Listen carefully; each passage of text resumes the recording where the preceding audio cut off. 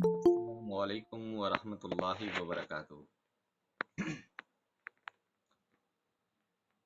اعوذ باللہ من الشیطان الرجیم، بسم اللہ الرحمن الرحیم۔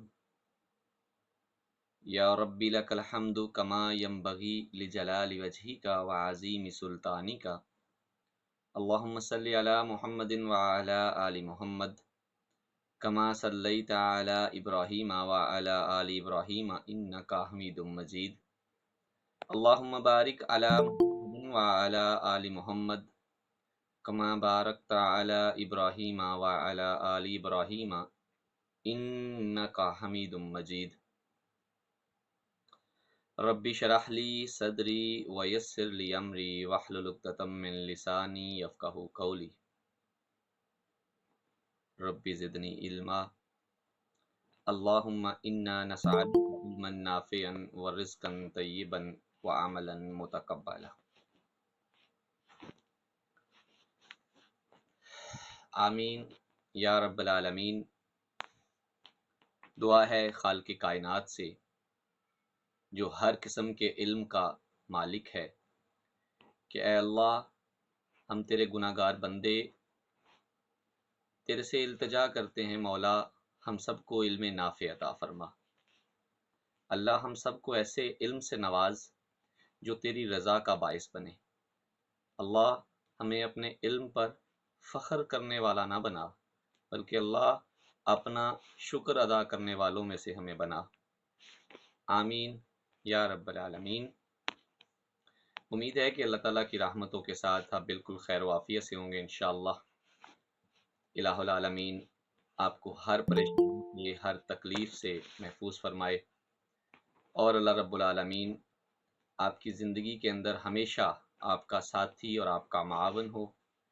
کبھی بھی زندگی میں آپ کو کبھی بھی اکیلا اور تنہائی جو ہے نا وہ آپ کو نصیب نہ ہو اس معاملے میں کہ اللہ آپ سے دور ہو۔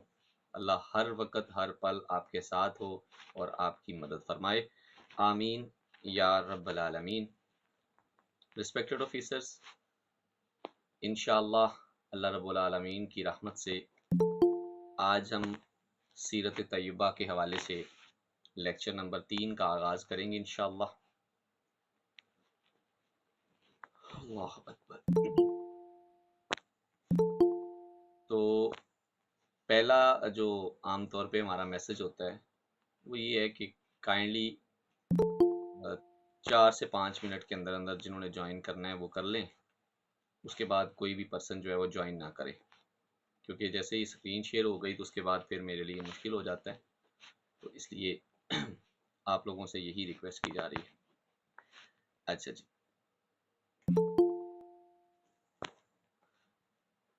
ہر جو لیکچر ہے اس کا آغاز جو ہے وہ ہم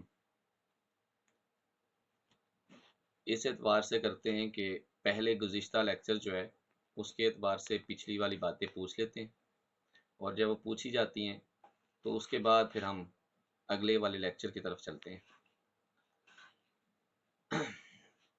تو گزشتہ لیکچر ہمارا رسول اللہ صلی اللہ علیہ وسلم کے بچپن کے لحاظ سے تھا، اور اس لیکچر کے اندر الہ العالمین نے ہمیں توفیق دی تھی کہ ہم اللہ کے رسول صلی اللہ علیہ وسلم کے بچپن کے بارے میں آگاہی حاصل کر سکیں۔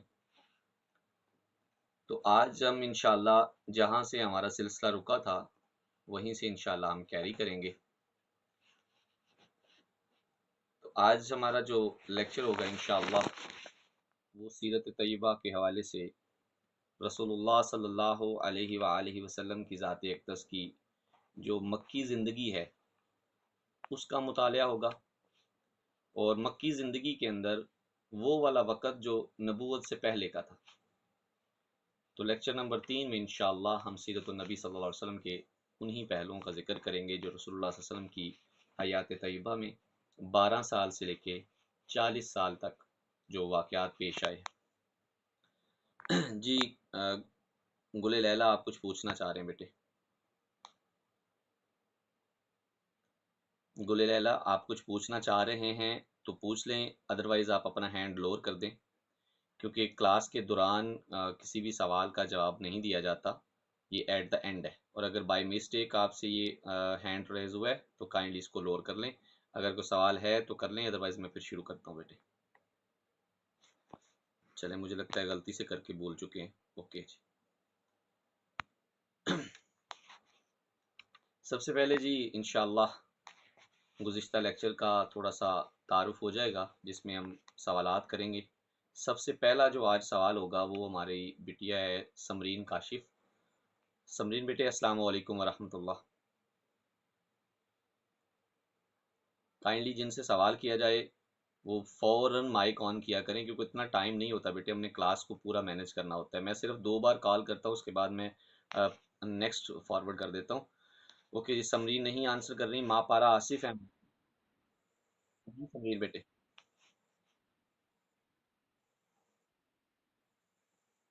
سمرین میری آواز آ رہی ہے آپ تک بیٹے؟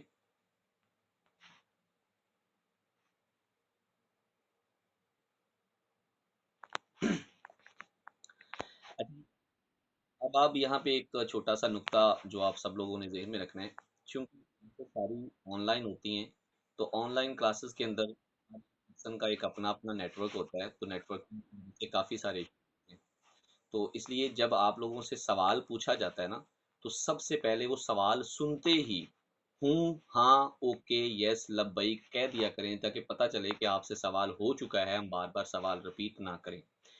ایسا کرنے سے پتہ چل جائے گا کہ آپ سوال سن چکے ہیں، اب آپ نے سوال کے جواب میں اپنا ٹائم لینا ہے، تو کوئی ایشو نہیں ہے، آپ ایزیلی اس کو مینیج کریں جی۔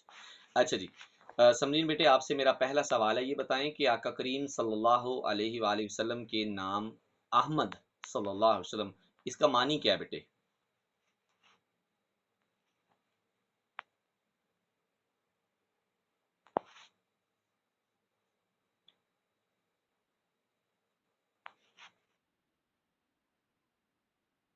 تھینک یو بیٹے۔ ماں پارا آصف السلام علیکم۔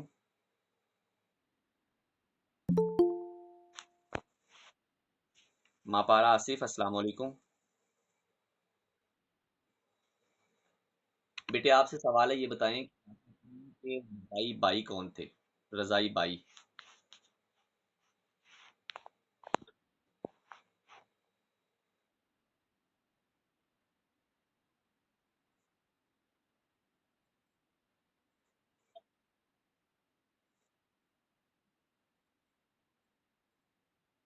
جزاک اللہ بیٹے، تھینک یو۔ اگلے سوال کا جواب دیں گے حافظہ سعدیہ۔ سعدیہ السلام علیکم ورحمۃ اللہ بیٹا۔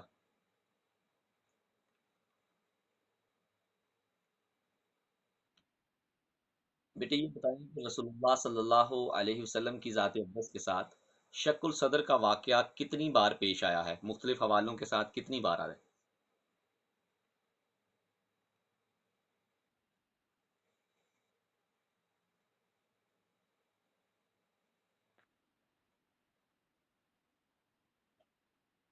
Thank you so much بیٹے۔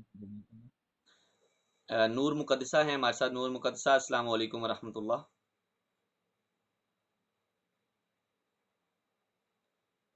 نور مقدسہ السلام علیکم۔ بیٹے یہ بتائیں رسول اللہ صلی اللہ علیہ وسلم کس دن پیدا ہوئے؟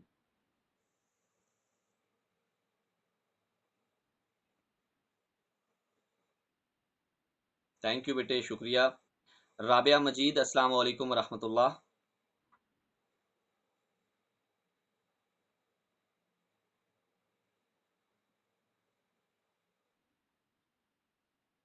بیٹے یہ بتائیں نبی صلی اللہ علیہ وسلم نے اپنی والدہ کے بعد سب سے پہلے کن کا دودھ پیا تھا؟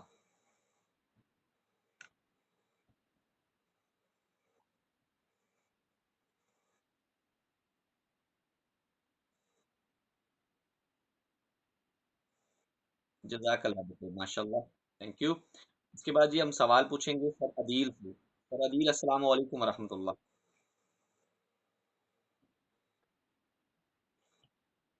محترم یہ بتائیں کہ نبی اکرم صلی اللہ علیہ وسلم کا عقیقہ کب کیا گیا تھا؟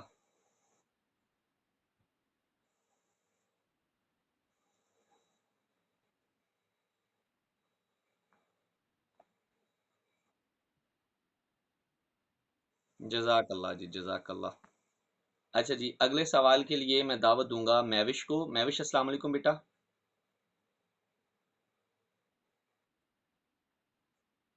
بیٹے یہ بتائیں حضرت حلیمہ سعدیہ کے قبیلے کا کیا نام تھا؟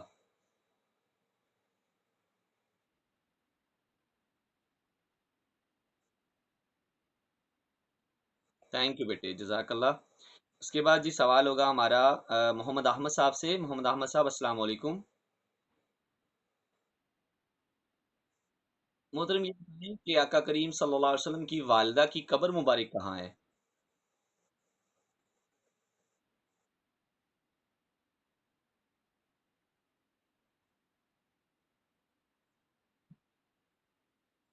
بہت شکریہ جی، بہت شکریہ، ماشاءاللہ۔ اگلے سوال کا جواب دیں گی ہمیں عظما ایاز۔ عظما بیٹی السلام علیکم۔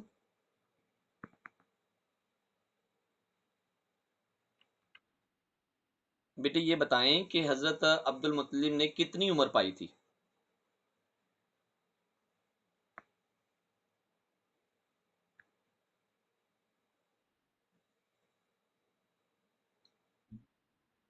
بیٹے آپ کی آواز نہیں آئی، میں پوچھ رہا ہوں حضرت عبد المطلب نے کتنی عمر پائی، ان کی آپ کی وفات جب ہوئی تو کتنی عمر تھی؟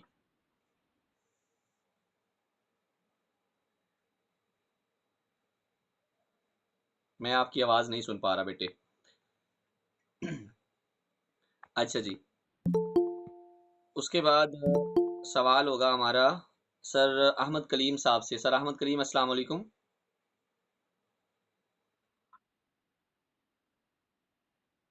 یہ بتائیں کہ آقا کریم صلی اللہ علیہ وسلم کی رضائی بہنوں کے نام، کوئی سے دو بہنوں کے نام بتا دیں۔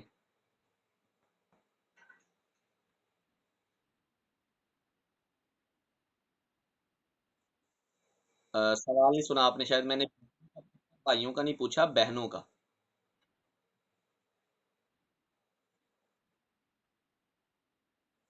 اوکے، یاد ہونا چاہیے حضرت شیمہ کا نام آپ کو، حضرت انیسہ کا نام، حضرت انیسہ تو نہیں، انیسہ نے اسلام قبول نہیں کیا تھا، تو جناب شیمہ کا نام تو آپ کو یاد ہونا چاہیے ویسے۔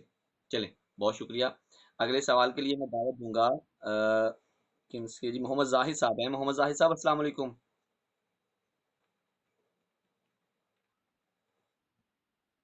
محترم یہ بتائیں کہ آقا کریم صلی اللہ علیہ وسلم نے مدینہ کا سب سے پہلا سفر کتنی عمر میں کیا تھا؟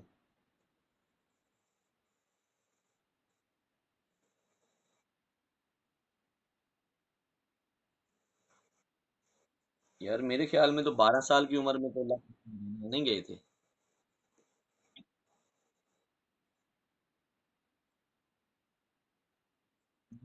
اللہ کے نبی نے مدینہ کا سفر اپنے چچا کے ساتھ کیا ہی نہیں تھا، اللہ کے نبی نے اپنا پہلا مدینہ کا جو سفر تھا وہ اپنی والدہ کے ساتھ کیا تھا۔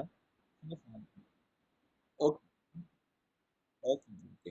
اگلا سوال ہوگا ہمارا جی شہناز عارف سے۔ شہناز السلام علیکم بیٹے۔ شہناز عارف ہیں ہمارے ساتھ؟ بیٹے یہ بتائیے کہ نبی صلی اللہ علیہ وسلم کے رضائی والد کون تھے؟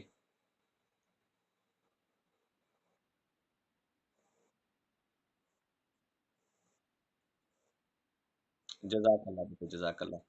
اچھا جی، اب آپ جی آ گئی۔ تھوڑا سا ایشو ہے میرے خیال میں، میرے پاس جی یہ مائک بند کر لیں پلیز، کن کا مائک آن ہے مائک بند کر لیں۔ حفصہ بند کریں اپنا، احمد کریم صاحب۔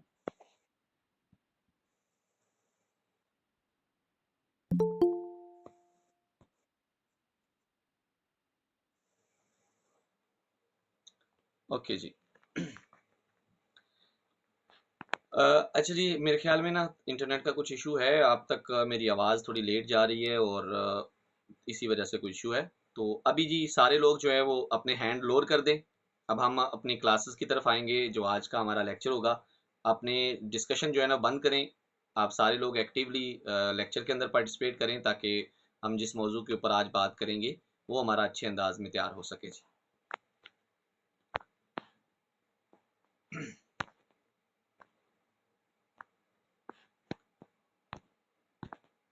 آج کا ہمارا موضوع ہوگا نبی صلی اللہ علیہ وسلم کی مکی زندگی کے 12 سال سے لے کے 40 سالہ زندگی، یعنی کہ نبی اکرم صلی اللہ علیہ وسلم نے جب آپ نے چچا کی ساتھ جو ہے نا وہ کام شروع کیا، پرورش آپ کی آپ کے چچا کے ذمہ آئی، تو اس کے بعد رسول اللہ صلی اللہ علیہ وسلم کے ساتھ جو احوال و واقعات آئے تھے ان سب کا تذکرہ۔ تو اس میں سب سے پہلا جو موضوع ہوگا وہ ہوگا سفر شام کا، اور بحیرہ سے نبی صلی اللہ علیہ وسلم کی ملاقات کا تذکرہ ہوگا انشاءاللہ۔ اس کے بعد رسول اللہ صلی اللہ علیہ وسلم کی جو ذات اقدس ہے ان کا حرب فجار میں شامل ہونا اور حرب فجار کا جو تعارف ہے وہ دیکھا جائے گا۔ اس کے بعد جی بات ہوگا، ذکر ہوگا حلف الفضول کا، یعنی کہ جو معاہدہ کیا گیا تھا نبی صلی اللہ علیہ وسلم کا اس میں شامل ہونا، اس کے بارے میں تذکرہ ہوگا۔ سفر تجارت اور پھر مزاربت کا ذکر ہوگا انشاءاللہ۔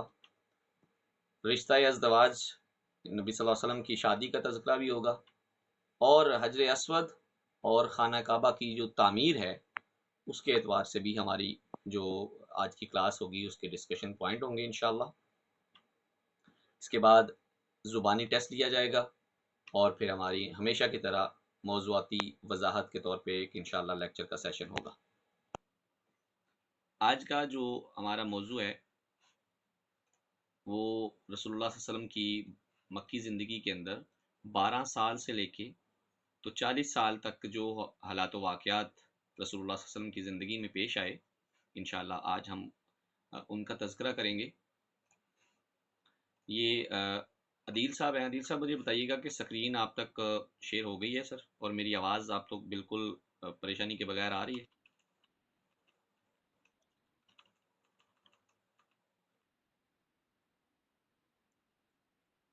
چلیں جی، جزاک اللہ سر۔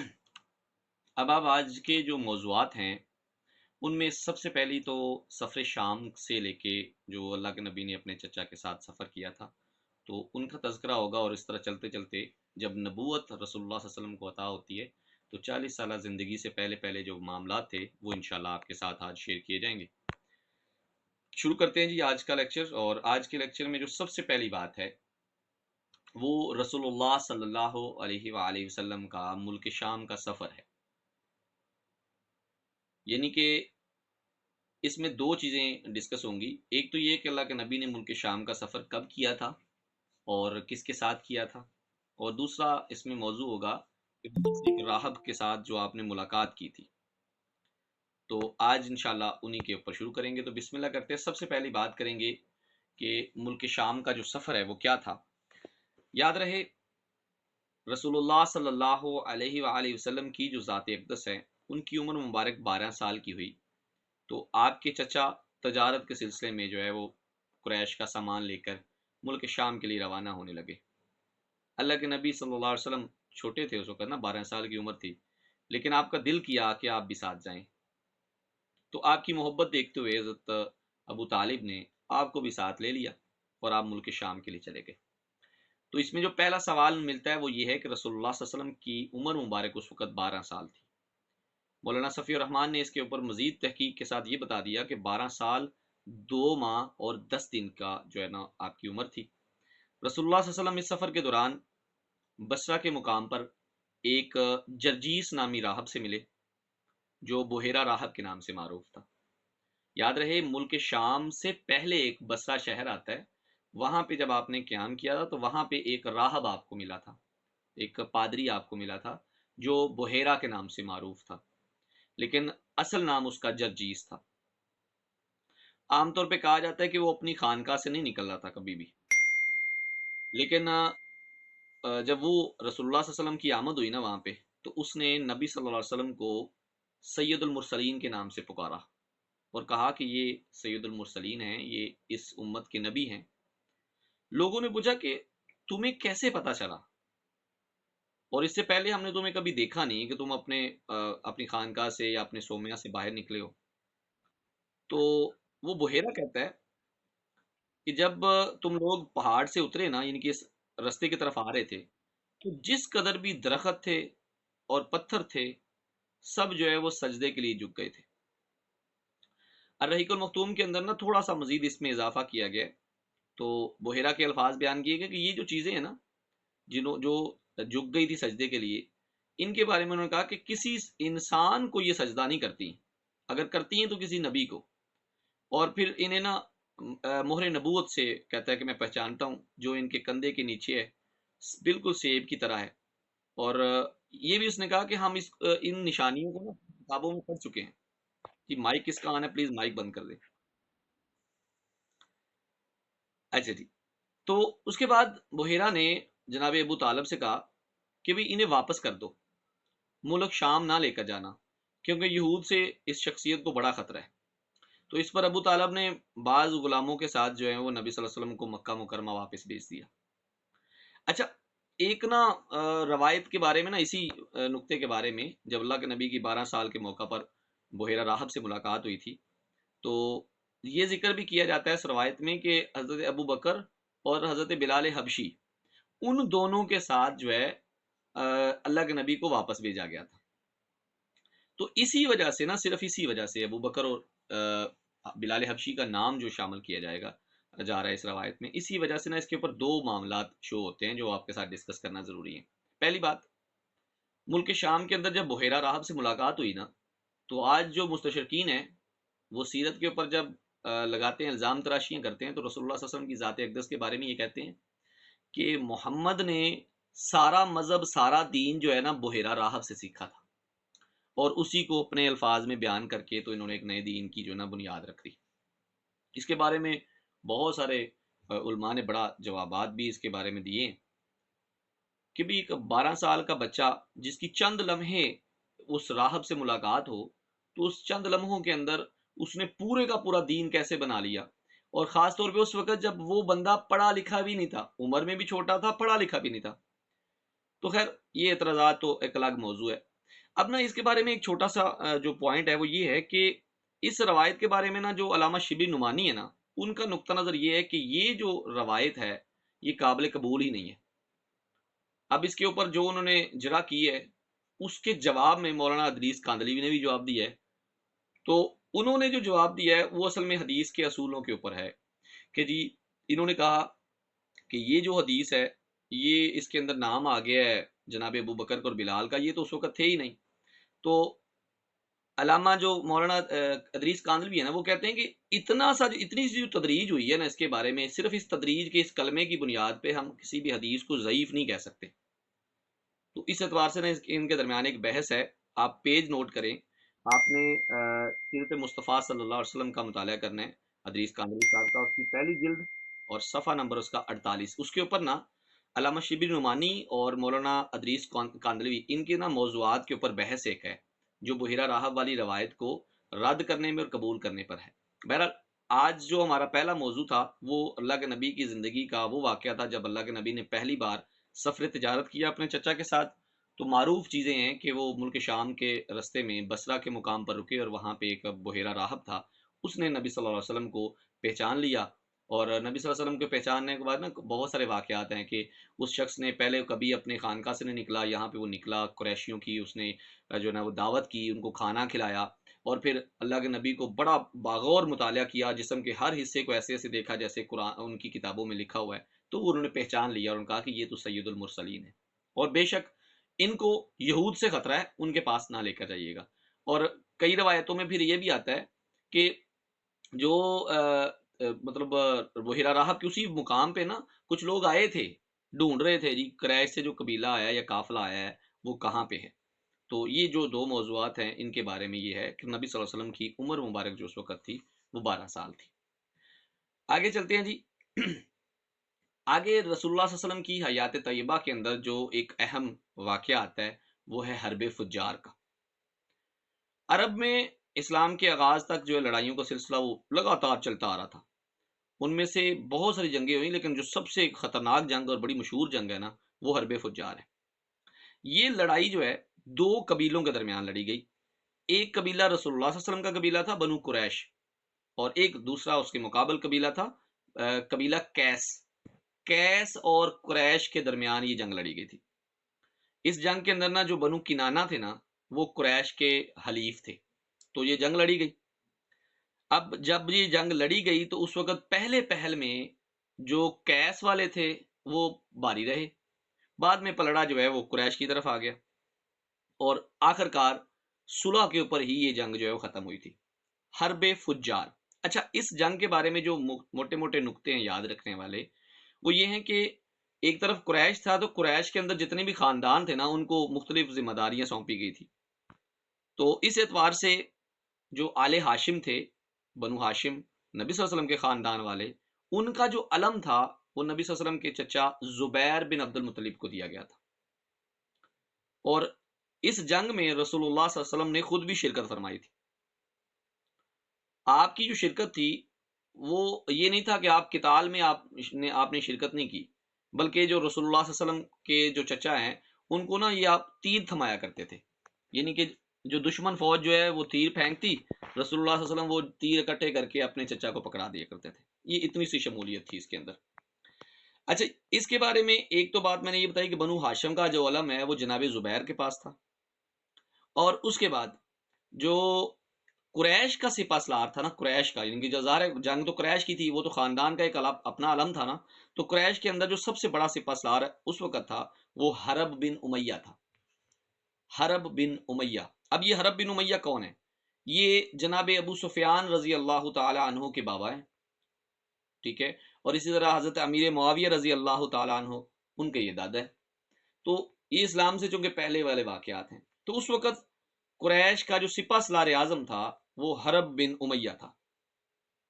اچھا جی، اب یہاں پہ ایک سوال آتا ہے کہ یہ حرب فجار کے نام سے کیوں مطلب واقف ہے، اس کو فجار کیوں کہا جاتا ہے؟ بنیادی طور پہ اسلام کے اندر، اسلام سے پہلے بھی ایسا تھا اور اسلام کے اندر بھی چند ماہ جو ہے، اسلامی مہینے جو ہیں جن میں سے 4 کی تعداد ہے، وہ ان کے اندر حرمت ہے لڑائی کی، لڑائی منع ہے، آپ لڑائی نہیں کر سکتے، تو حرمت والے مہینوں کے اندر یہ جنگ لڑی گئی تھی، اسی وجہ سے اس کو جنگ فجار یا حرب فجار کے نام سے جانا جاتا ہے۔ اب وہ جو 4 مہینے ہیں ان کو اشہر الحرام کی اصطلاح سے یا اشہر الحرم کی اصطلاح سے یاد کیا جاتا ہے۔ اب جو اشہر الحرام ہیں وہ 4 ہیں، جن میں رسول اللہ صلی اللہ علیہ وسلم کی ایک حدیث مبارکہ کے مطابق آتا ہے، اس کا مفہوم ہے کہ ایک تو رجب ہے 7واں مہینہ، اس کے بعد 3 لگاتار آنے والے مہینے جو ہیں وہ حرمت والے مہینے ہیں، جن میں ایک ذیقعد ہے، ایک ذی الحج ہے، اور ایک محرم ہے۔ تو 4 مہینے جو ہیں ان میں لڑائی منع ہے۔ آپ نے یاد ہے آپ کو، آپ علوم القرآن کے اندر ایک نسی کی اصطلاح استعمال کی تھی، نسی، تو یہ کیا کرتے تھے، یہ حرمت والے مہینوں کو آگے پیچھے کر دیتے تھے، تو ان کا حل کیسے کیا؟ اللہ رب العالمین نے اپنے نبی کے ذریعے چاند کی منزلیں مقرر کر دی، تو چاند کی تاریخیں فکس ہو گئیں، تو پھر نسی والا معاملہ ہی ختم ہو گیا۔ بہرحال حرب فجار جو ہے انہی حرمت والے مہینوں میں لڑی گئی، اس وجہ سے اس کو فجار کے نام سے جانا جانے لگا۔ رسول اللہ صلی اللہ علیہ وسلم کی جو عمر مبارک تھی نا، اس کے بارے میں 2 اقوال ہیں کہ جب اللہ کے نبی اس میں شامل تھے تو آپ کی عمر مبارک ابن حشام کے مطابق 15 سال تھی، 14 سے 15 سال، جبکہ ابن اسحاق کے مطابق جو ہے یہ عمر رسول اللہ صلی اللہ علیہ وسلم کی 20 سال تھی۔ اب جو معروف قول ہم نے ماننا ہے وہ ابن حشام کا نقطہ ہے، یہاں پہ جو جمہور کے نزدیک قابل قبول ہے سوالات کی بنیاد پہ بھی، کہ اللہ کے نبی کی عمر حرب فجار کے وقت 14 سے 15 سال تھی۔ اچھا جی، یہ ہو گیا حرب فجار۔ آگے بڑھتے ہیں، رسول اللہ صلی اللہ علیہ وسلم کی عمر مبارک 14 سے 15 سال ہوئی تو یہ جنگ ہوئی، اس کے بعد ایک اور سلسلہ آیا کہ یہ جنگ کا سلسلہ رک گیا، جنگ ختم ہو گئی، تو اس کے بعد جو معاملہ ہے جو رسول اللہ صلی اللہ علیہ وسلم کی زندگی کے اندر اتنا اہم تھا کہ آقا کریم فرماتے ہیں کہ اگر اس کے بدلے میں مجھے کوئی سرخ اونٹ بھی دینا تو میں قبول نہ کروں، مجھے وہ معاہدہ اتنا عزیز ہے، اس کو بولتے ہیں حلف الفضول۔ اچھا، یہ حلف بھی پڑھا جاتا ہے مطلب معاہدے کی بنیاد پہ، لیکن اس کی جو الفاظ ہیں وہ حلف کے ہیں، اس کی انشاءاللہ بحث آگے جا کریں گے۔ بہرحال حلف الفضول، اچھا یہ لفظ جو ہے نا اس کو فضول نہیں پڑھیں گے، جیسے جو اردو میں ہمارا ہوتا ہے نا فضول، وہ نہیں پڑھیں گے، یہ فے اور ضاد دونوں کے اوپر جو ہے پیش کے ساتھ پڑھیں گے، حلف الفضول۔ یہ کیا ہے جی؟ اچھا، جب لڑائیاں لگاتار ہوتی رہیں تو لڑائیوں کے سلسلوں کے اندر نا سینکڑوں گھرانے برباد کر دیے گئے، قتل، سفاکانہ طریقے، یہ ایک موروثی اخلاق بن گئے تھے۔ تو یہ دیکھ کر نا کچھ طبیعتوں کے اندر اصلاح پیدا ہوئی، جنگ فجار سے لوگ واپس آئے نا، تو حضرت زبیر جو اللہ کے نبی کے چچا تھے، زبیر بن عبد المطلب، انہوں نے کیا کیا، ایک تجویز پیش کی کہ بھئی ہمارے سارے قبائل کے یا خاندانوں کے ہوتے ہوئے کسی شخص پر ظلم نہیں ہونا چاہیے، تو لہٰذا حضرت زبیر نے نا خاندان بنو ہاشم کو، خاندان زہرہ کو اور خاندان تیم کو، ان جو خاندانوں کو ملایا، اور ایک شخصیت ہے جس کا نام ہے عبداللہ ابن جدعان، عبداللہ بن جدعان کے گھر میں آپ نے ان خاندان کے لوگوں کو اکٹھا کیا اور یہ معاہدہ کیا کہ ہم میں سے ہر شخص جو ہے وہ مظلوم کی حمایت کرے گا، کوئی ظالم جو ہے وہ مکہ میں ہمارے ہوتے ہوئے نہیں رہ پائے گا۔ تو نبی صلی اللہ علیہ وسلم اس معاہدے کو بڑا پسند کرتے تھے، جیسے کہ میں نے پہلے بیان کیا کہ اللہ کے نبی نے فرمایا کہ مجھے کوئی اس کے بدلے میں سرخ اونٹ بھی دے نا تو میں قبول نہیں کروں گا، مجھے وہ معاہدہ اتنا پسند ہے کہ آج بھی کوئی میرے ساتھ اس طرح کا کوئی معاہدہ کرنا چاہے تو میں آج بھی سب سے پہلے ہوں گا۔ اچھا، لفظ فضول کے حوالے سے ذکر کریں گے کہ اس کو حلف الفضول کیوں کہتے ہیں۔ بنیادی طور پہ یہ جس وقت کا ذکر ہو رہا ہے نا، یہ حرب فجار کے بعد ہوا ہے، حرب فجار کے بعد جو واقعہ ہوا تھا، تو اس کچھ عرصہ پہلے، کچھ سال پہلے، یعنی کہ یہ کہہ لیں رسول اللہ صلی اللہ علیہ وسلم کی پیدائش سے پہلے ایک بار یہ معاہدہ پہلے بھی ہو چکا تھا۔ اس وقت بھی یہی فیصلہ کیا گیا تھا کہ جتنے بھی مظلوم ہیں ان کی مدد کی جائے گی، تو اس لیے چند قبائل اس وقت بھی اکٹھے ہوئے تھے۔ اچھا، جو قبائل اس وقت اکٹھے ہوئے تھے نا، ان کے اندر جو لوگ شامل تھے، ان میں وہ کہتے ہیں کہ ان کے جو نام تھے نا، ان کے اندر لفظ فضیلت کا ایک مادہ تھا۔ کیسے؟ وہ نام ہے، ایک ہے فضیل بن حرس، ایک نام ہے فضیل بن وایا، اور ایک نام ہے مفضل۔ لیکن یہ جو نام ہے یہ ہمیں ملتے ہیں سیرت النبی شبلی نعمانی سے، لیکن اگر میں سیرت مصطفیٰ میں دیکھوں تو ایک نام تھوڑا سا چینج ہے۔ فضل بن ودایا جو ہے اس کو پہلے فضیل کہا گیا، اب یہاں فضل کہا گیا، اور اس کی طرح فضیل بن حرس کو یہاں پہ فضیل بن حرسی بولا گیا۔ لیکن ایک جو شخصیت ہے جس کے اندر نام آیا تھا مفضل، اس کے حوالے سے فضل بن فضالہ یہ نام آیا۔ بہرحال جی، یہ نام یاد رکھنے کی ضرورت نہیں، صرف یہ یاد رکھیں کہ یہ نام اصل میں پڑا تھا اس وقت کے لوگوں پہ، جو لوگ وہاں پہ شامل تھے ان کے اندر فضل کا جو لفظ تھا وہ کامن تھا، اسی وجہ سے حلف الفضول کے نام سے یہ معاہدہ جو ہے معروف ہو گیا۔ اب رسول اللہ صلی اللہ علیہ وسلم جو ہے اس معاہدے کے وقت کتنی عمر کے تھے؟ تو آپ صلی اللہ علیہ وسلم کی اس وقت عمر مبارک 20 سال تھی، اور یہ جو معاہدہ ہے نا، یہ غالباً جو حرمت والے مہینے ہیں نا، مطلب جب ختم ہوئی نا جنگ، تو جب واپس آئے، میرے خیال میں ذیقعد کا مہینہ تھا، لیٹ می تھنک، یہ کون سا مہینہ ہو سکتا ہے بلا، یہ واپس جب آئے تھے میرے ذہن میں نہیں آ رہا، چلیں ابھی یاد آ جاتا تو بتاتے ہیں۔ اچھا، یہ حلف الفضول، اچھا اس کے بارے میں نا ایک اور رائے بھی ہے کہ یہ حلف الفضول کی وجہ کیا بنی۔ اس کی ایک وجہ یہ بنی کہ ایک نا زبیدی شخص آیا مکہ میں، کسی قبیلے کا بندہ آیا، اور اس نے نا وہاں پہ آ کے تجارت کی، تو اپنا مال جو ہے وہ لوگوں کے سامنے پیش کیا۔ تو ایک شخصیت ہے جی عرب کے اندر، آس بن وائل، اس بندے نے کیا کیا کہ اس شخص سے نا مال خرید لیا، لیکن اس کا حق اس کو واپس نہیں کیا، اس کا حق اس کو واپس نہیں کیا۔ تو جب اس نے حق واپس نہیں کیا تو پہلے نا ایک ایک دو دو قبیلوں کے پاس گیا، جو اس کے حلیف قبیلے تھے، بنو ودی کے پاس گیا، بنو جو ہے بنو مخزوم کے پاس گیا، انہوں نے نا خاص توجہ نہ دی۔ لیکن اسی طرح نا جب اس کی کوئی کسی نے نہ سنی تو ایک پہاڑ پہ چڑھ گیا، اور پہاڑ پہ چڑھ کے نا اس نے بڑے رزمیہ انداز میں بولا کہ میرے ساتھ تو بڑا ظلم ہو گیا۔ تو جب یہ معاملہ سنا نا تو نبی صلی اللہ علیہ وسلم کے جو چچا ہیں حضرت زبیر، انہوں نے کہا کہ نہیں یار، اس مظلوم کی تو مدد کرنی چاہیے۔ تو اس بنیاد پہ سارے قبیلے خاندان کے لوگ اکٹھے کیے انہوں نے، اور یہ بات کی، اور کہا جاتا ہے کہ پھر اس شخص کا، آس بن وائل سے، نہ صرف حق اس سے واپس کیا گیا، بلکہ اس کے بعد یہ اعلان کیا گیا کہ آج کے بعد کوئی بھی مظلوم جو ہے مکہ کے اندر خالی ہاتھ نہیں جائے گا، اس کی مدد ضرور کی جائے گی۔ ایک واقعہ اس کے بارے میں بھی یہ بھی ہے، ایک تو یہ تھا کہ وہ جنگوں سے پہلے لوگ تھکے ہوئے تھے، اور اس کے بعد ہاں یاد ہے، ذیقعد میں ہوا تھا جی، ذیقعد کے اندر حلف الفضول کا جو معاہدہ تھا یہ طے پایا تھا۔ تو یہ بات ہے جی حلف الفضول کی۔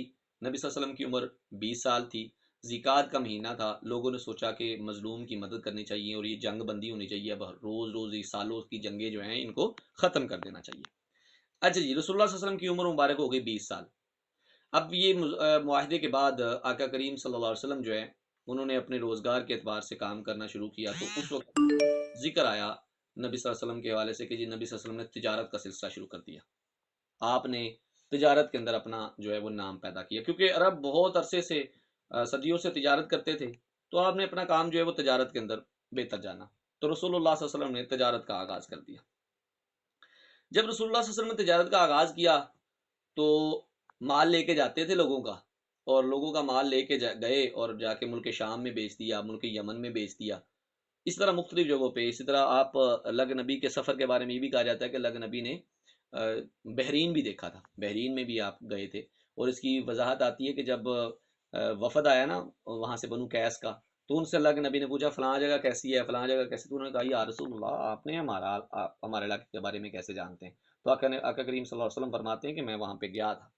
بہرحال اللہ کے نبی نے نا تجارت کے سفر کرنے شروع کر دیے، لوگوں کے اندر نا معروف ہو گئے، لوگ متاثر ہوئے آپ کے اخلاق سے، بھئی یہ کیسی شخصیت ہے جو چیز کا عیب بھی بتا رہی ہے اور خریدار پھر بھی نہیں باز آ رہا، کہہ رہا جی ٹھیک ہے مجھے دے دو۔ اس اخلاق کی بنیاد پہ رسول اللہ صلی اللہ علیہ وسلم کے بارے میں لوگوں نے امین اور صادق جیسے القابات جو ہیں وہ آپ کو انہی القابات سے پکارنا شروع کر دیا۔ تو نبی صلی اللہ علیہ وسلم کا جو خاندان تھا وہ تجارت میں ماہر تھا، اسی اعتبار سے پھر آپ نے تجارت کے اندر اپنا کام شروع کیا، تو لوگ جو ہے وہ آپ سے واقف ہو گئے اور آپ کے ذمہ اپنا سامان جو ہے نا بھیجنا شروع کر دیا، اور رسول اللہ صلی اللہ علیہ وسلم نے دوسروں کے لوگوں کا سامان جو ہے تجارت کے لیے لے جانا شروع کیا۔ ایسا کرنے میں نا ایک شخصیت کا ذکر آتا ہے، اور وہ شخصیت مکہ کے اندر رہتی ہیں، ان کا نام ہے حضرت خدیجہ الکبریٰ رضی اللہ تعالی عنہا۔ آپ مکہ کی ایک مالدار خاتون تھیں، معزز خاتون تھیں اور بیوہ تھیں۔ اچھا یہاں پہ دو باتیں ضرور یاد رکھیے گا کہ رسول اللہ صلی اللہ علیہ وسلم کا جو شجرہ نسب ہے نا وہ ہم نے پیچھے یاد کیا تھا، تو وہ یاد کرنے کا مقصد کیا ہے کہ اب جس بھی شخصیت کا تذکرہ ہوگا نا یہ بھی بتایا جائے گا کہ رسول اللہ صلی اللہ علیہ وسلم کی پشت میں جا کے وہ کہاں پہ ایک ہو جاتا ہے۔ تو حضرت خدیجہ جو ہیں رضی اللہ تعالی عنہ، ان کا جو شجرہ نسب ہے وہ آقا کریم کی 5ویں پشت میں جا کے ملتا ہے۔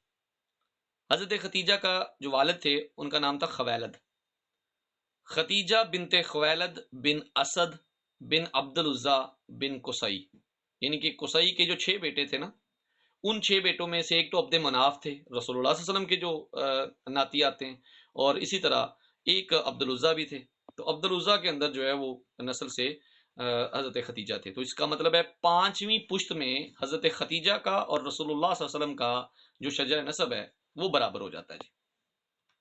اچھا اسی طرح اگر حضرت خدیجہ رضی اللہ تعالی عنہ کی والدہ کا تذکرہ کریں تو ان کی والدہ کا نام فاطمہ ہے۔ اچھا آپ کو یہ بھی یاد ہوگا کہ اللہ کے نبی کے جو والد ہیں، اللہ کے نبی کے جو دادی ہیں ان کا نام بھی فاطمہ ہے، تو اس اعتبار سے یہاں پہ بھی ایک نام فاطمہ آ گیا، اور فاطمہ نام سے آپ کی ایک بیٹی بھی ہیں، تو اس لیے یہ دو باتیں یاد رکھیے گا جی، حضرت خدیجہ کے والد کا نام خویلد ہے، والدہ کا نام فاطمہ ہے، فاطمہ بنت زائدہ، اور اسی طرح آپ کا جو شجرہ نسب ہے وہ 5ویں پشت میں رسول اللہ صلی اللہ علیہ وسلم سے جا ملتا ہے۔ اچھا حضرت جو کیا نام ہے حضرت خدیجہ الکبریٰ ہیں، جاہلیت کے دور میں بھی لوگ ان کی عصمت اور ان کی پاکیزگی کے اتنے مطلب واقف تھے ان سے کہ آپ کو طاہرہ کے لقب سے لوگ یاد کرتے تھے۔ تو آپ کی 2 شادیاں پہلے ہو چکی تھی، یہ آگے جا کے جب ہم ازواج نبی کا ذکر کریں گے تو پھر ذکر کریں گے کہ آپ کی 2 شادیاں ہوئی تھی، ایک عتیق بن عائد مخزومی تھے اور ایک ابو حالہ، خیر ان کا تذکرہ آگے کریں گے، ان کی 2 شادیاں ہو چکی تھی۔ تو جب رسول اللہ صلی اللہ علیہ وسلم کے بارے میں سنا نا حضرت خدیجہ نے، آپ نے کہا کہ بھئی اتنے اہم لوگ، اتنا اہم بندہ ہے جس کے بارے میں لوگ اتنی تعریفیں کرتے تو کیوں نہ اس کو چیک کیا جائے۔ تو حضرت خدیجہ نے نا، کہا جاتا ہے یہ طبقات ابن سعد میں لکھا ہوا ہے کہ حضرت خدیجہ کا جو سامان تجارت تھا نا وہ اتنا ہوتا تھا کہ ایک طرف پورے قریش کا سامان ہوتا تھا اور ایک طرف صرف اما خدیجہ کا اتنا مال ہوتا تھا، اتنے امیر اور تو سخی تھے۔ اچھا تو آپ نے نا نبی صلی اللہ علیہ وسلم کے پاس پیغام بھیجا کہ بھئی جتنا معاوضہ میں دوسروں کو دیتی ہوں نا میں اتنا معاوضہ آپ کو دیتی ہوں، تو آپ میرا مال بھی جو ہے نا وہ لے کے جائیں تجارت کے لیے۔ تو اللہ کے نبی نے مان لیا۔ اچھا یہاں پہ ایک بات یاد رہے کہ رسول اللہ صلی اللہ علیہ وسلم نے جب تجارت کی نا حضرت خدیجہ سے، تو زیادہ تر جو اللہ کے نبی تجارت کا معاملہ کرتے تھے وہ مزاربت کی بنیاد پہ کرتے تھے، یعنی کہ پیسہ کوئی اور لگاتا اور محنت اللہ کے نبی کرتے، تو اس لیے ایک شراکت ہوتی ہے جس میں پیسہ اور مال اکٹھا ہوتا ہے، آدھا آدھا بانٹا جاتا ہے، لیکن مزاربت میں ایک بندہ، ایک فریق جو ہے وہ محنت کرتا ہے، دوسرا فریق جو ہے پیسے لگاتا ہے۔ تو اللہ کے نبی نے حضرت خدیجہ کے ساتھ مزاربت کی بنیاد پہ کاروبار کیا تھا، تجارت کی تھی۔ تو حضرت خدیجہ نے کہا کہ ٹھیک ہے جی آپ میرا مال لے جائیں، جو میں دوسروں کو معاوضہ دیتی ہوں میں اس سے زیادہ معاوضہ آپ کو دوں گی۔ اللہ کے نبی مان گئے اور آپ کا سامان لے کے آپ ملک شام روانہ ہوئے۔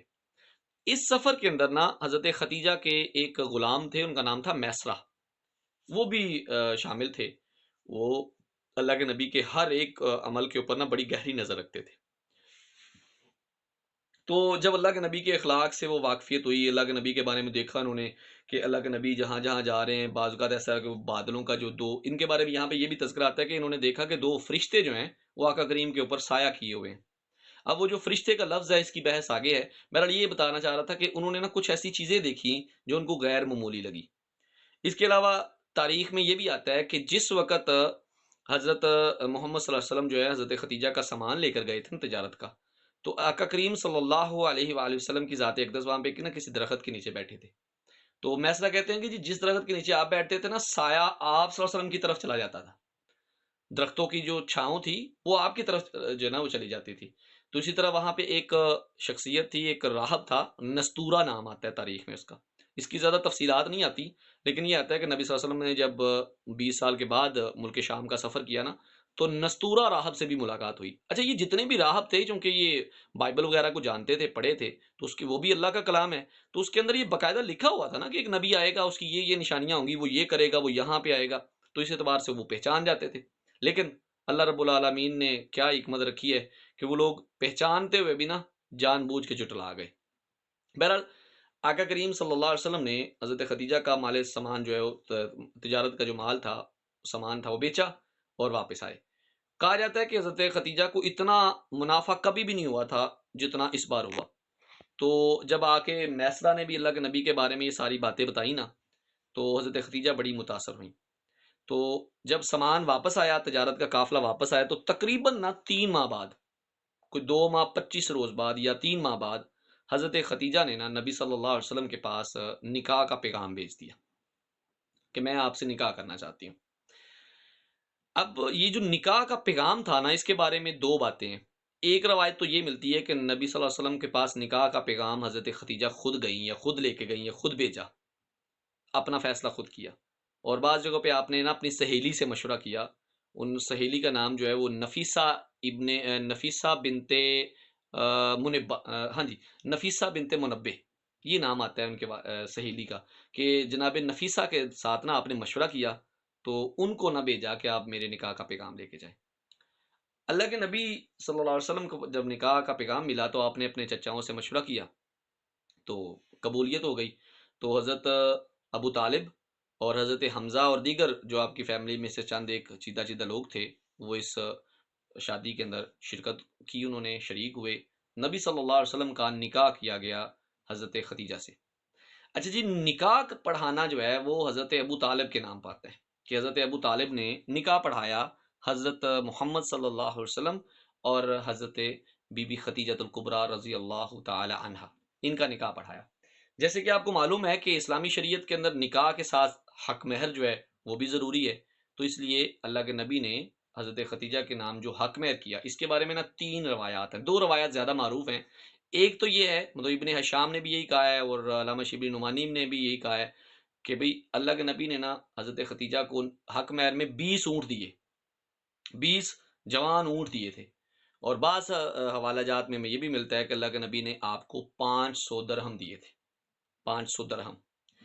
تو اس اعتبار سے نا ایک چھوٹی سی ریسرچ ہے، تحقیق ہے، جناب بشر دولابی، ان کے بارے میں ایک قول آتا ہے، انہوں نے کہا کہ مہر کی جو اصل مقدار تھی نا وہ 12 اوکیا تھی، اوکیا۔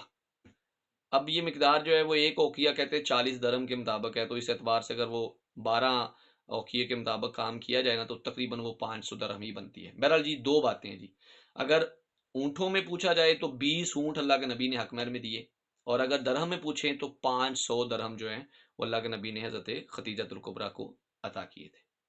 اچھا جی، حضرت ختیجہ جو ہیں نبی صلی اللہ علیہ وسلم کی پہلی زوجہ تھی۔ جس وقت آقا کریم صلی اللہ علیہ وسلم کا نکاح ان سے ہوا، اس وقت آقا کریم کی عمر مبارک 25 سال تھی، جبکہ حضرت ختیجۃ الکبریٰ کی جو عمر تھی وہ 40 سال تھی۔ اچھا، یہ جو 40 سال ہے نا، اس کے بارے میں بھی ایک روایت ہے کہ ان کی عمر جو ہے وہ 27 سال تھی۔ یہ جو 27 سال کی جو عمر ہے، اس کے مطابق پھر یہ ہے کہ ان کی پہلی شادیوں کے بارے میں تذکرہ نہیں آتا۔ 27 سال کی عمر جو ہے وہ اس لیے قابل قبول مانتے ہیں لوگ کہ اللہ کے نبی کی جو ساری اولاد تھی وہ حضرت ختیجہ سے تھی، تو 40 سالہ خاتون کے لیے 6 اولادیں پیدا کرنا وہ تھوڑا فطری طور پہ مشکل ہے، تو ایسے معاملات میں انہوں نے صفائی دینے کے لیے یہ بھی کہا ہے، لیکن یہ روایات دونوں ملتی ہیں، لیکن جو زیادہ معتبر ہم مانتے ہیں وہ ہے حضرت خدیجہ کی عمر اس وقت 40 سال تھی، اور اللہ کے نبی کے 4 بیٹیاں اور 2 بیٹے، 4 بیٹیوں میں حضرت زینب، حضرت رقیہ، حضرت ام کلثوم اور حضرت فاطمہ، یہ 4 بیٹیاں رضی اللہ تعالی عنہم یہ حضرت خدیجہ سے تھیں۔ اسی طرح 2 بیٹے، ایک حضرت قاسم اور ایک حضرت عبداللہ۔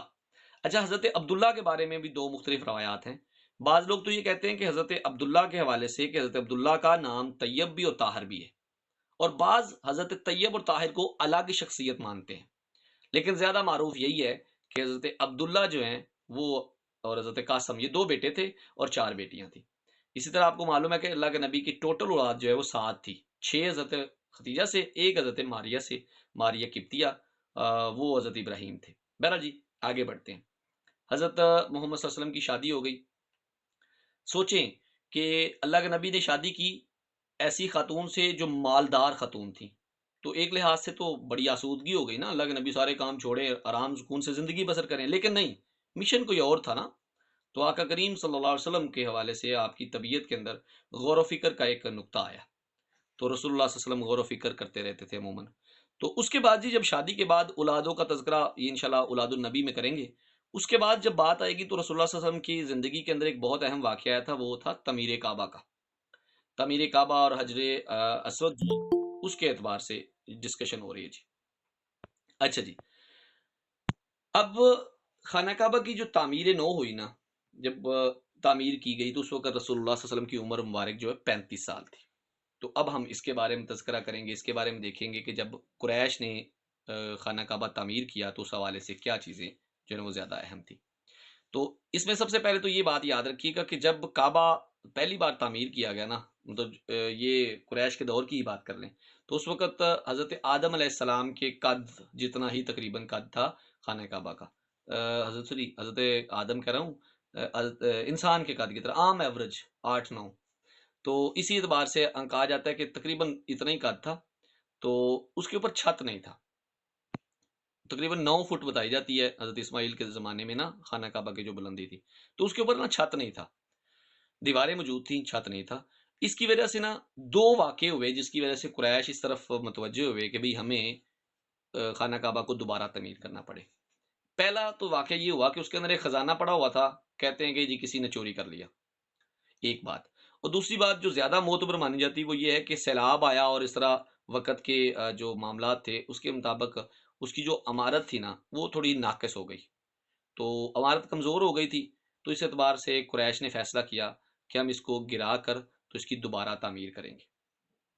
اچھا، ایک عجیب اور حسین اتفاق یہ ہوا کہ ٹھیک انہی دنوں میں جدہ کی بندرگاہ کے اوپر جو ہے نا ایک بحری جہاز تھا کسی تاجر کا، وہ وہاں پہ ٹوٹ گیا یا رک گیا، خراب ہو گیا، جو بھی معاملہ وہ وہاں پہ ٹوٹ گیا۔ تو ایک شخصیت تھی جی ولید بن مغیرہ کی، یہ اللہ کے نبی کی تاریخ میں یہ ملتا ہے اس کا تذکرہ۔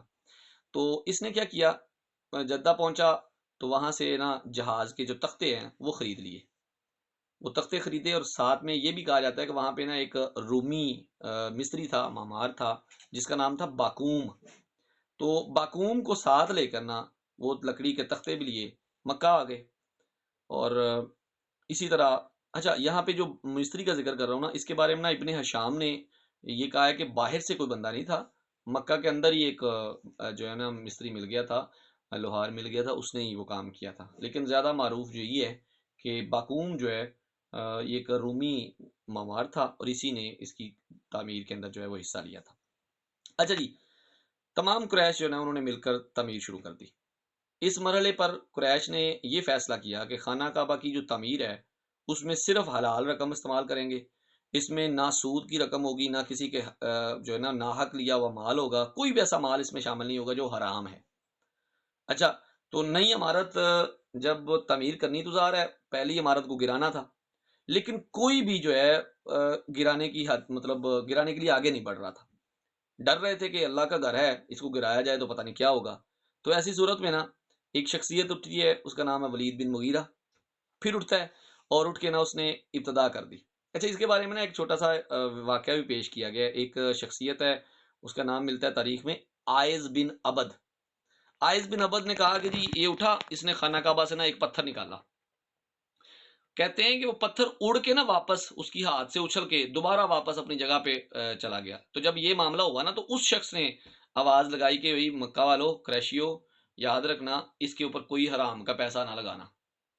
تو یہ جو واقعہ ہے وہ ویسے تو تاریخ میں عائز بن عبد کے حوالے سے ہے، لیکن عام طور پہ کہتے ہیں کہ اسی کو منسوب کر دیا گیا تھا اس کی طرف، ابو وہب کی طرف یا ولید بن مغیرہ کی طرف، کہ کیا کیا اس نے نا ہتھوڑا لیا اور خانہ کعبہ کی دیوار جو ہے وہ گرانا شروع کر دی. تو جب اس نے تھوڑی سی گرائی نا تو قریشی کہتے ہیں جی ہم ایک دن ویٹ کرتے ہیں، اگر اس کے اوپر کوئی مصیبت آئی تو اس کا مطلب ہے ہمیں نہیں کرنا، تو اگر نہیں آئی تو پھر ہمیں سمجھ جائیں گے کہ اللہ راضی ہے ہم سے، تو اس لیے ہم اس کا کام شروع کر دیں گے.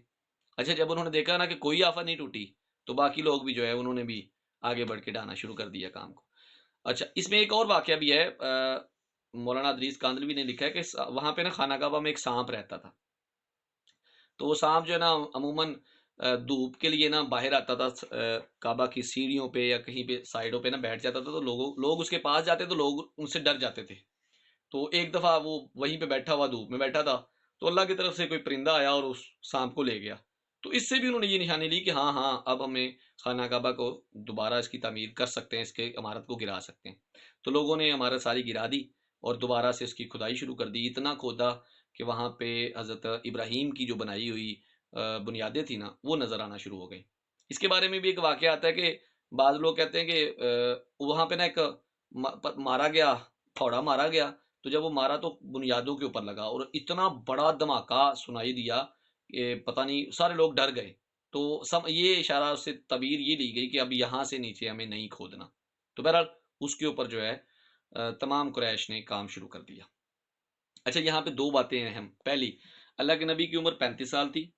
اس وقت خانہ کعبہ جو ہے وہ اس کی حالت بری تھی، عمارت خراب ہو رہی تھی، تو اس کو دوبارہ گرا کر دوبارہ نئے سرے سے تعمیر کرنا شروع کیا. جدہ سے ایک جہاز آیا تھا، اس کے جو ہے نا تختے خریدے گئے اور بقوم نامی ایک معمار کو ولید بن مغیرہ لے کر آیا اور آ کے اسی نے پہلے عمارت کو گرانا شروع کیا اور سارے لوگوں نے گرا دیا. اب نا انہوں نے بانٹ لیا کہ یہ حصہ تم بناؤ، یہ حصہ تم بناؤ، یہ حصہ تم بناؤ.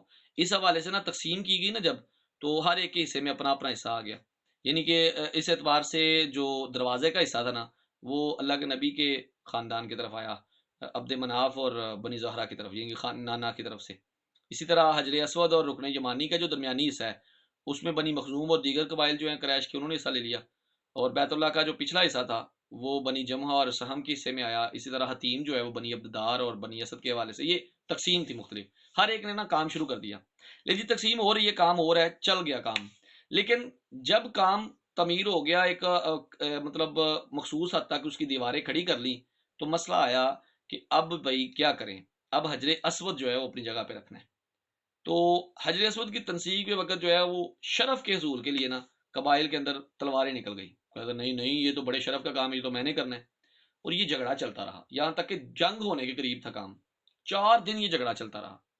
تو وہاں پہ ایک شخصیت کا نام آتا ہے جی ابو امیہ مخزومی. تو ابو امیہ مخزومی کہتا ہے او بھائی بات یہ ہے، صبر کر لو، لڑنے کی بات نہیں ہے. ایسا کرو، ویٹ کرو، صبح جو سب سے پہلے مسجد حرام میں آئے گا وہی حکم ثابت ہوگا، وہی ثالث ہوگا، وہ جو کہے گا نا وہ کر لینا، تو بات ختم ہو جائے گی. تو سارے لوگ کہتے ہیں چلو یہ بھی بات صحیح ہے. تو لوگوں نے دیکھا کہ جو صبح پہلی شخصیت آئی ہے نا وہ میرے آقا ہیں جناب محمد مصطفیٰ صلی اللہ علیہ وسلم. تو سارے لوگ چیخ پڑے حاذ الامین وزین وحاذ محمد صلی اللہ علیہ وسلم. یہ تو امین ہے، ہم ان سے راضی ہیں، یہ محمد ہے، ہم ان سے راضی ہیں جناب، جو انہوں نے کہا وہ کریں گے. سارے راضی ہو گئے. تو یہ میرے اللہ کا فیصلہ تھا نا کہ میرا گھر ہو اور میرے نبی نے اس میں حصہ نہ لیا ہو. تو رسول اللہ صلی اللہ علیہ وسلم نے آ کے اس جو معاملہ تھا اس وقت جھگڑے کا، اس کا ایسے حل کیا کہ ایک چادر منگوائی، اس کے اوپر سب کو کہا کہ بھی آپ ایسا کرو پتھر رکھو، سارے پتھر رکھو. جب آپ پتھر رکھ دو گے، حجر اسود رکھا گیا تو کہا سارے لوگوں کے سردار آؤ بھائی تو اس کپڑے کو پکڑو. سارے لوگوں نے اٹھایا اس کو، اٹھا کے جب خانہ کعبہ کی حجر اسود والی جگہ پہ آئے تو اللہ کے نبی نے ان کو پکڑ کے اپنے ہاتھوں مبارک سے وہاں پہ پتھر لگا دیا. تو یہ معاملہ سالو ہو گیا. تو یہ ایک واقعہ تھا خانہ کعبہ کی تعمیر کے اعتبار سے. اچھا یہاں پہ ایک چھوٹی سی بات آخر میں وہ یہ ہے کہ جب خانہ کعبہ کی تعمیر ہوئی نا تو شروع میں انہوں نے فیصلہ کیا تھا کہ اب اس کے اوپر کوئی حرام روپیہ نہیں لگائیں گے. تو کہا جاتا ہے کہ اینڈ پہ آگے نا ان کے پاس حلال کی کمائی ختم ہو گئی. تو اس لیے انہوں نے نا شمال کی طرف ایک چھوٹا سا حصہ جو ہے کم کر دیا تعمیر کے حوالے سے، جس کو حتیم کہا جاتا ہے نا، ہجر بھی کہتے ہیں، حجر بھی کہتے ہیں اور حتیم بھی کہتے ہیں، اس ویسے چھوڑ دیا، وہ آج بھی ویسے کا ویسے ہی ہے۔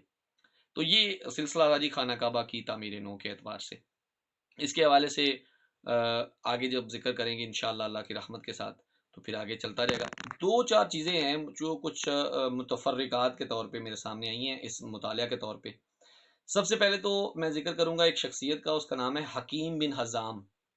حکیم بن حزام جو ہے نا حضرت خدیجہ کے چچا زاد بھائی تھے، اور قریش میں بڑے معتبر بھی تھے، معزز رئیس تھے۔ اسلام انہوں نے لیٹ قبول کیا، تقریباً میرے خیال میں فتح مکہ کے موقع پر قبول کیا تھا۔ ان کے بارے میں ایک نقطہ یاد رکھیے گا کہ رسول اللہ صلی اللہ علیہ وسلم کے دور میں دار الندوہ جو تھا نا، جس کو قصی بن کلاب نے بنایا تھا، اس کی ملکیت ان کے پاس تھی۔ انہوں نے پھر حضرت امیر معاویہ کو بیچ دیا تھا دار الندوہ، لیکن دار الندوہ کی جو متولی تھے یا کفالت تھی نا، وہ ان کے ذمہ تھی۔ اچھا، اس میں ایک اور نقطہ ملا تھا کہ نبی صلی اللہ علیہ وسلم کو کچھ جاننے والے لوگ تھے جو اللہ کے نبی کے بارے میں کوئی اور فیصلہ کر کے آئے تھے، لیکن اللہ کے نبی کے آگے اپنا دل ہار بیٹھے تھے۔ ان میں حضرت زماد بن سلبہ اور اسی طرح ایک قیس بن صائب ہے، ان کی شخصیات کا تذکرہ آتا ہے۔ اور اس کے بعد نبی صلی اللہ علیہ وسلم نے مکہ والوں کی بکریاں چرائی تھیں، اس اعتبار سے بھی ذکر آتا ہے کہ اللہ کے نبی نے دو معاملات میں بکریاں چرائیں، ایک بنو سعد کی اور اس کے بعد مکہ مکرمہ کے اندر بھی۔ آخر میں ذکر کریں گے خانہ کعبہ کے اعتبار سے۔ خانہ کعبہ کے بارے میں یہ بتانا چاہوں گا کہ اب تک خانہ کعبہ کی ٹوٹل عمارت جو ہے نا 5 بار تعمیر ہوئی ہے۔ سب سے پہلے تو خانہ کعبہ کی جو تعمیر ہے نا وہ حضرت آدم علیہ السلام نے کی تھی۔ اس کے بعد جب طوفان نوح آیا نا تو ساری جو عمارت ہے وہ ختم ہو گئی، نام و نشان ختم ہو گیا۔ تو حضرت ابراہیم کے زمانے میں اللہ رب العالمین نے حضرت ابراہیم کو کہا کہ میرا گھر بناؤ۔ تو حضرت ابراہیم اور حضرت اسماعیل نے اللہ تعالیٰ کا گھر بنانا شروع کیا۔ تو جب گھر کی بنیادیں رکھنی تھی تو جبرائیل نے آ کے وہ بنیادوں کے بارے میں نشان بتایا کہ یہاں پہ اللہ کے گھر کی بنیادیں ہیں۔ تو دوسری بار حضرت ابراہیم اور حضرت اسماعیل نے گھر بنایا۔ تیسری بار قریش کے دور میں یہ بنا تھا جب اللہ کے نبی کی عمر 35 سال تھی۔ اس کے بعد چوتھی بار حضرت عبداللہ بن زبیر رضی اللہ تعالیٰ عنہ نے خانہ کعبہ تعمیر کیا تھا، جب اللہ کے نبی جب حضرت عبداللہ بن زبیر جو ہے وہ خلیفہ بنے تھے۔ اچھا، یہاں بھی ایک بات بتاتا چلوں کہ اللہ کے نبی نے نا حضرت خدیجہ کو، حضرت عائشہ کے بارے میں بیان کیا۔ حضرت عائشہ کو کہا تھا کہ اگر مجھے ڈرنا نہ ہو کہ یہ لوگ جو ہیں پھر نہ جائیں تو میں خانہ کعبہ کو ایسے تعمیر کرتا۔ تو اللہ کے نبی کی اس حدیث کے اوپر حضرت عبداللہ بن زبیر نے قائم کیا تھا، 2 دروازے بنائے تھے۔ چوتھی بار اور 5ویں بار جو ہے وہ حجاج بن یوسف جو ہے اس نے خانہ کعبہ جو ہے وہ تعمیر کیا تھا۔ یہ 5 بار جو ہے وہ معاملہ ہوا، اور خانہ کعبہ کی تعمیر نو مکمل جو تعمیر ہوئی تھی وہ 5 بار ہوئی تھی۔ یہ تھا جی آج کا ایک مختصر موضوع۔ تو آج کے کچھ موضوعات کے اعتبار سے آپ سے سوال بھی پوچھ لیتے ہیں، پھر سوالوں کے بعد انشاءاللہ آپ کے سوالات جو ہیں وہ لیں گے۔ سب سے پہلا سوال میں کرنا چاہوں گا سر عدیل سے۔ سر عدیل، السلام علیکم ورحمۃ اللہ۔ محترم یہ بتائیے گا کہ حرب فجار کا جو بنو قریش کی جانب سے جو سپہ سالار تھا وہ کون تھا؟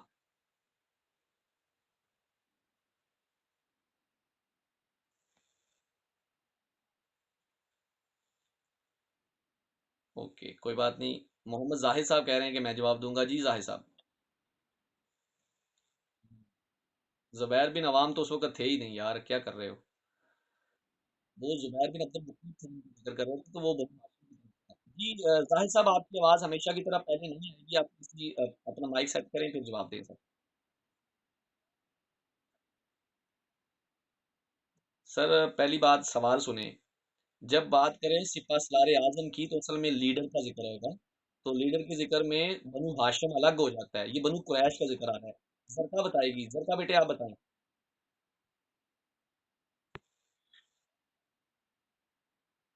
وعلیکم السلام۔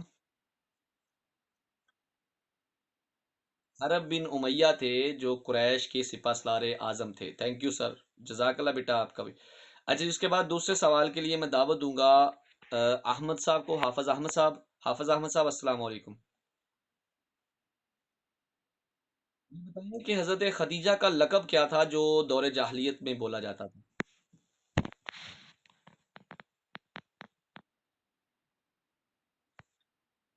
طاہرہ، جی ماشاء اللہ جی، جزاک اللہ جی، جزاک اللہ۔ اگلا سوال کا جواب دیں گے عامر سہیل۔ عامر سہیل، آپ مجھے سن پا رہے ہیں جی؟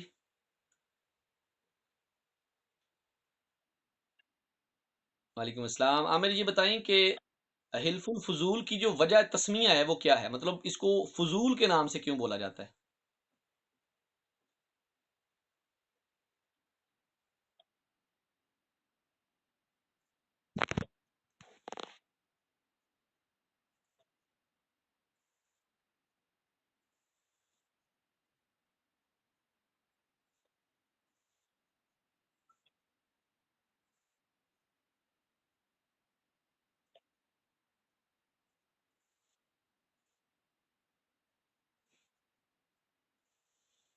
چلیں جی، بہت شکریہ جی. ان کے اس حلف کے اندر کچھ لوگ ایسے شامل تھے جن کے نام میں فضل اور فضیل کا ذکر آتا تھا، اس اعتبار سے جی. چلیں جی، جزاک اللہ. اگلا سوال جی محمد رمضان صاحب ہیں ہمارے ساتھ. محمد رمضان صاحب السلام علیکم.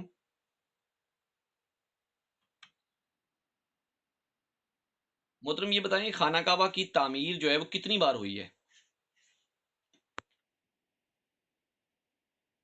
بہت شکریہ جی، ماشاءاللہ. اگلے سوال کے لیے میں دعوت دوں گا محمد ذوالفقار صاحب کو. جی ڈاکٹر صاحب السلام علیکم. ڈاکٹر صاحب یہ بتائیں کہ بحیرہ راہب جو ہے اس کا اصل نام کیا تھا، اور نبی صلی اللہ علیہ وسلم کی ملاقات کب ہوئی تھی ان سے؟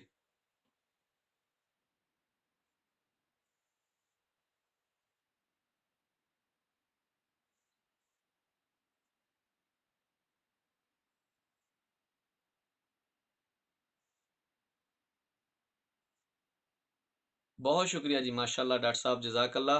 اگلے سوال کے لیے میں دعوت دوں گا ساجدہ کو. ساجدہ پروین السلام علیکم بیٹے.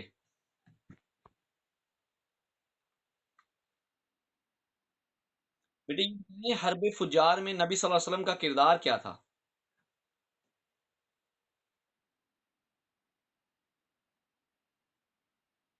جزاک اللہ، جزاک اللہ بیٹے، شکریہ. اچھا جی، اس کے بعد ہمارے ساتھ ہیں، کون ہے بلا؟ مس سویرا ہیں. سویرا السلام علیکم بیٹے.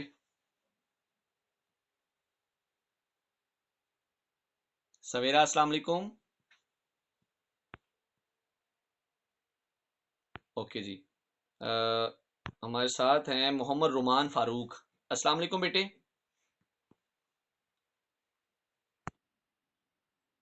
بیٹے یہ بتائیں کہ پہلی شادی کے موقع پر نبی صلی اللہ علیہ وسلم کی عمر مبارک کیا تھی؟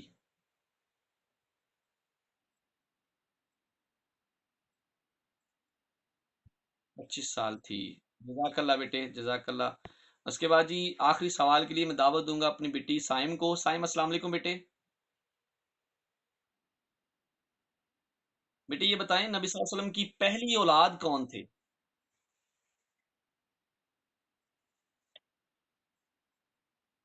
حضرت قاسم رضی اللہ تعالی عنہ، بالکل درست ہے جی. انہی کی وجہ سے رسول اللہ صلی اللہ علیہ وسلم کو ابو القاسم صلی اللہ علیہ وسلم کے نام سے پکارا جاتا ہے. بہت بہت شکریہ جی. اللہ رب العالمین آپ سب سے راضی ہو. یہ جی آج کا یہ موضوع ہے. اب آپ کو جو ہے نا کوشچن، جو کوئریز آپ کی ہیں وہ آپ اپنے ہینڈ ریز کر لیں. میں ون بائی ون ہر ایک کا سوال لے کے ان کے جوابات دینے کی کوشش کرتا ہوں جی. بسم اللہ جی. ہینڈ ریز کریں تمام افراد. السلام علیکم ورحمۃ اللہ وبرکاتہ.